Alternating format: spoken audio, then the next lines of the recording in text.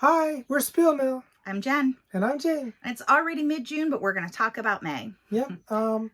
So we try to do a monthly challenge. And in May, we did absolutely not do a monthly challenge. We failed. We did terribly. Now, to be fair, I attended and spoke at 4 conferences since May 1st. 4 of them. 3 of which were out of town and I had to travel for. So we had a lot of traveling to do. That's very hard on Jane with her illness. So it was kind of a shitty month. But we did manage to get some games in. So let's talk about what we did do. So let's start with one of our newest played games, Clank Legacy. Yes, this was a Mother's Day present from Jane to me, and I really appreciated it.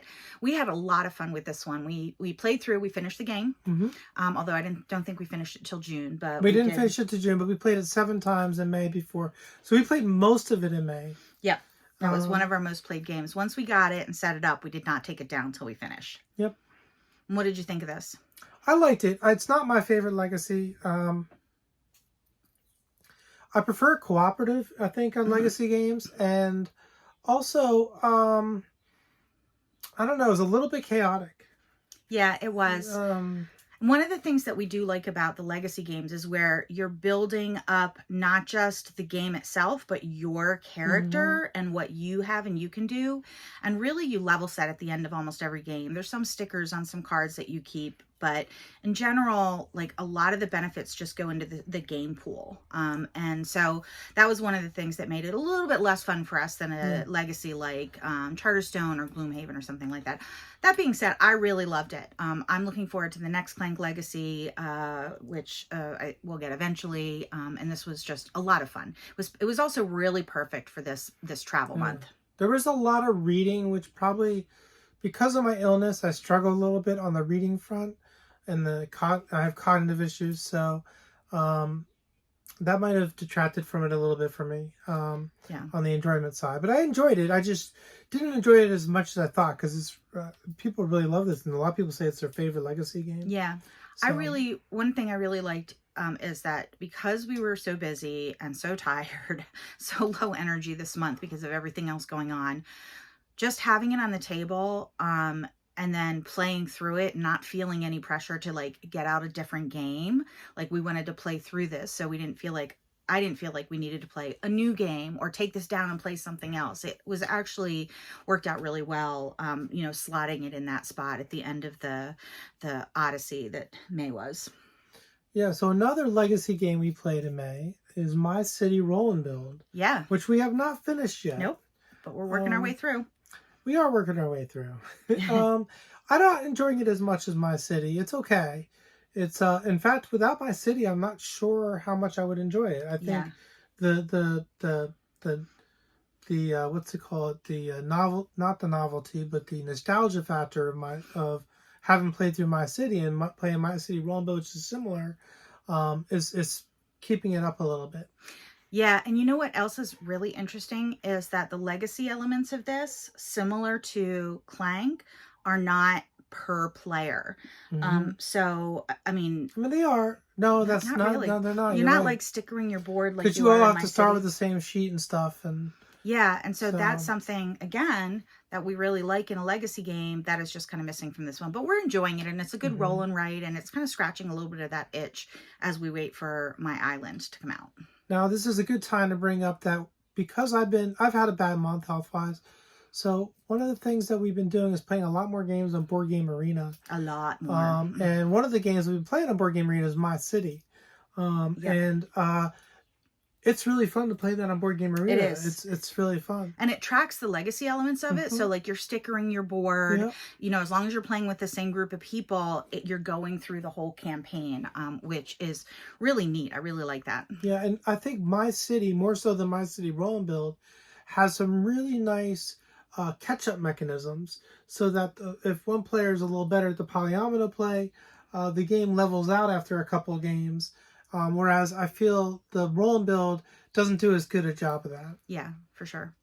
And speaking of BGA, another game that we've got a lot of play in, I'm trying to look, 6 games in May alone, is St. Petersburg. And that's one that I think you originally played on BGA or Yakata or somewhere. Yakata, I think, mostly. Well, I had it.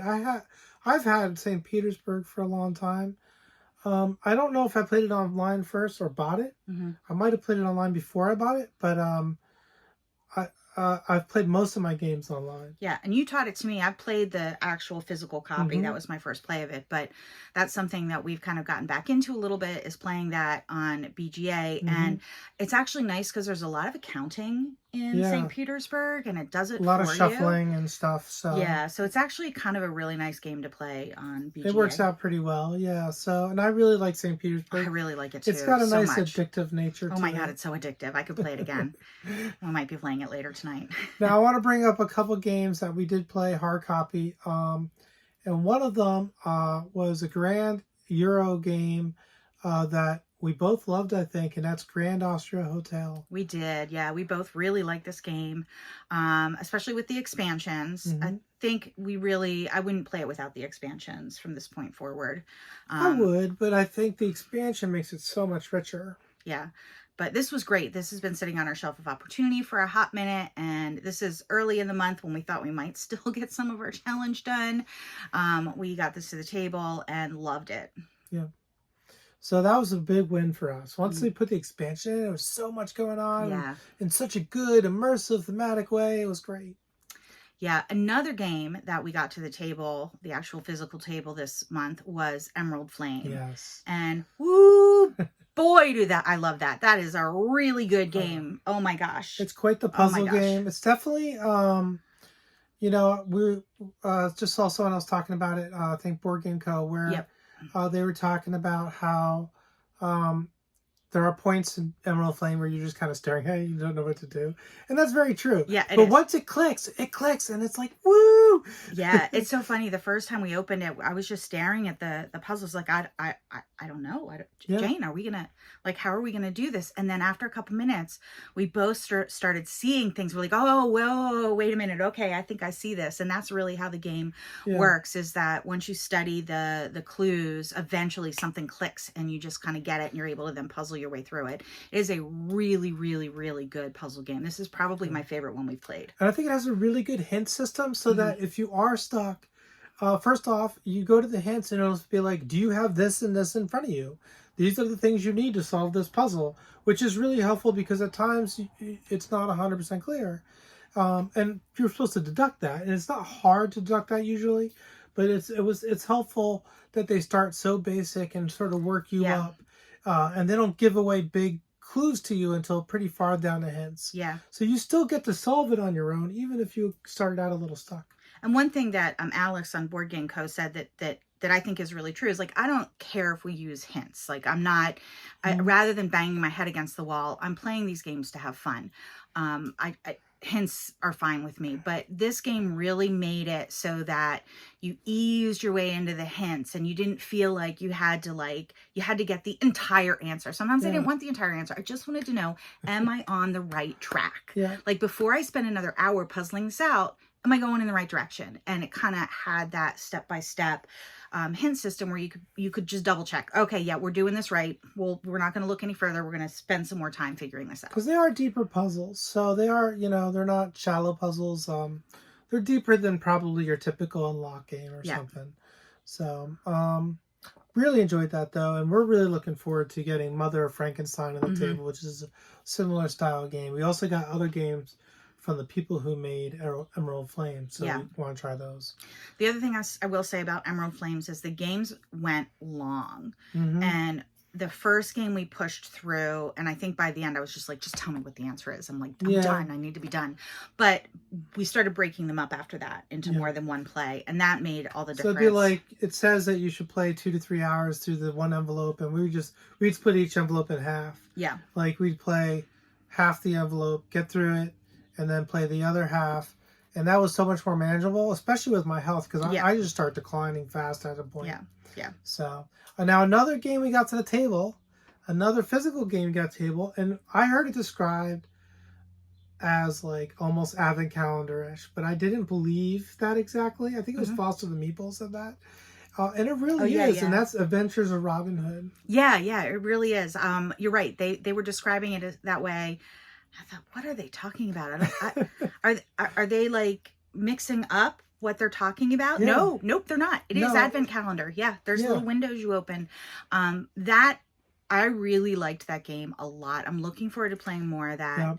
I like the way, again, it stepped you into the game. So you start out pretty easy and you're going to get more complicated as you go, which again, because of your illness, works better for us these days. We need that sort of gradual approach to learning a game. So that was a really great one.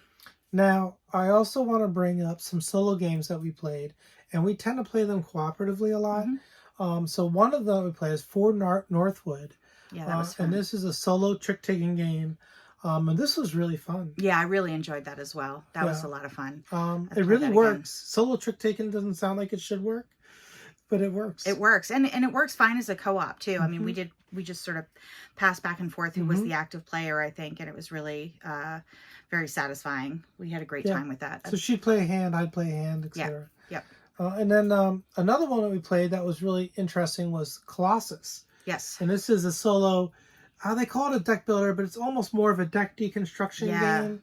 And it was really good. I really liked it. I really like Colossus. Yeah, especially if you're a solo gamer, this game was fantastic. I mean, again, we played it cooperative, but just really nice deck deconstructor, a lot of depth to it. We really only played the easy modes. There's a lot of more complicated modes that you could work up to. And it's a bit of a dungeon crawl or boss fighter type game.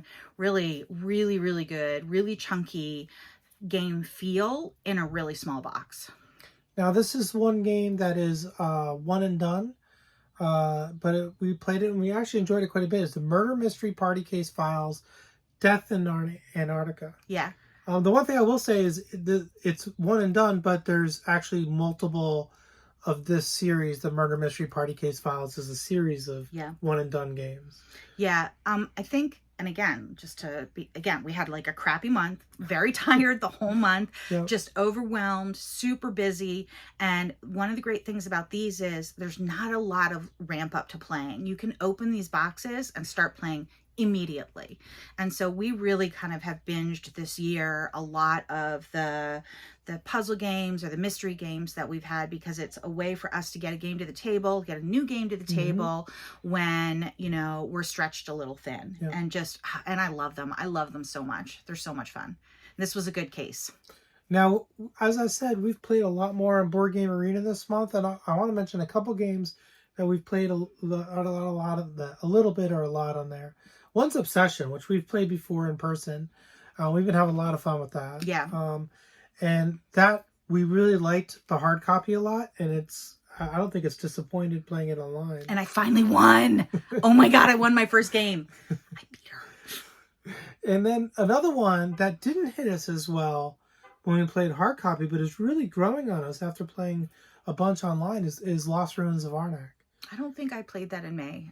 Oh, did you not? You did. Okay, so that's tagging into our June plays a little bit. Yeah. Okay. I just started playing it with you when I got back from my last trip, I think, or right before my last trip in June. Well, I think other than that, that probably covers everything then that we'd want to cover.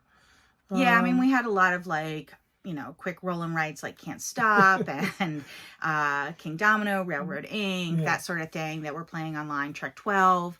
That we're playing both in person and online on BGA, but that's really the fun stuff is what we've already talked about. So, and we're behind in our June goals, but we're just about to get into Feldfest.